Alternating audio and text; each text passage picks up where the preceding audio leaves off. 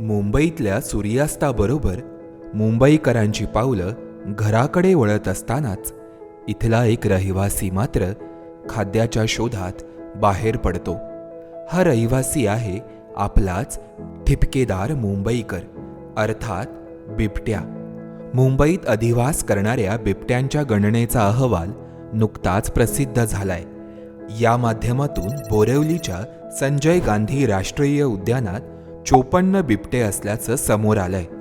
तसेच वसईतील तुंगारेश्वर अभयारण्यात 3 बिबटे असल्याचं निदर्शनास आलंय. तर मुंबईकर म्हटलं की आपल्यासमोर एक अशी व्यक्ती येते की जी सतत धावते, सतत स्वतःला आपल्या परिसरात मिसळून घेते, ॲडजस्ट करते. तर तसाच एक मुंबईकर म्हणजे आमचा ठिपकेदार मुंबईकर. तो या संजय गांधी राष्ट्रीय उद्यानाच्या परिसरात असा काही मिसळला आहे की त्याच्या अवतीभोवती एवढी मानवी वस्ती आहे, त्याच्यात तो सहजरित्या जातो येतो. आता हे बिबटे नेमके मोजतात कसे ते पाहूया. यासाठी वाईल्ड लाईफ कॉन्झर्वेशन सोसायटी इंडियाचे संशोधक निकित सुर्वे हे वनविभागाच्या मदतीने जंगलात कॅमेरा ट्रॅप बसवतात. वनविभागातील कर्मचाऱ्यांच्या मदतीने जंगलातील वाटा फिरून त्यामधील कोणत्या वाटेवर बिबट्यांची ये-जा असेल हे हेरून त्या ठिकाणी कॅमेरा ट्रॅप बसवले जातात. आता हा कॅमेरा ट्रॅप कसा काम करतो ते पाहूया. तर आम्ही जंगलात असे कॅमेरे लावतो. हा एक छोटा कन्साइज युनिट आहे. या कॅमेरामध्ये हीट आणि मोशन बेस्ड सेन्सर आहेत, फ्लॅश आहे. तसा हा तुम्ही सेन्सर बघताय. या सेन्सरमध्ये याच्या समोरून जेव्हा काही जातं हा कॅमेरा डिटेक्ट करतो आणि लगेच सिग्नल जातो कॅमेराला, कॅमेरा फोटो घेतो. हेच समजा रात्रीचं असेल तर एक दुसरा सिग्नल जातो फ्लॅशला, जेणेकरून फ्लॅश पडून फोटो येतो आणि आम्हाला लेपर्डचे फोटो मिळतात. मेन जे असतं आम्हाला लेपर्डच्या बाजूचा म्हणजे हा बाजूचा फोटो हवा असतो.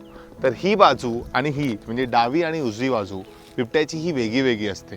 म्हणून आपण नेहमी समोर असे 2 कॅमेरे लावतो, जेणेकरून या बाजूचा आणि दुसऱ्या बाजूचा असे दोन्ही फोटो मिळतात. ज्याप्रमाणे प्रत्येक माणसाचे बोटाचे ठसे हे वेगवेगळे असतात, तसेच प्रत्येक बिबट्याच्या शरीरावरील ठिपके, ज्याला रोजेट पॅटर्न म्हणतात, ते वेगवेगळे असतात.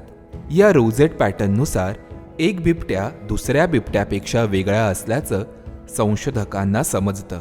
त्यानुसार मुंबईत आता 54 बिबटे असल्याचं समजलंय. यामध्ये 36 माद्या, 6 नर असून 2 बिबट्यांचे लिंग समजलेले नाही. 2015 साली मुंबईत पहिल्यांदाच बिबट्याची गणना झाली होती. त्यावेळी या गणनेत आढळलेल्या 3 माद्या यंदा पुन्हा एकदा आढळून आल्यात. म्हणजेच गेल्या 9 वर्षांपासून त्या मुंबईत राहत असल्याचं समोर आलंय.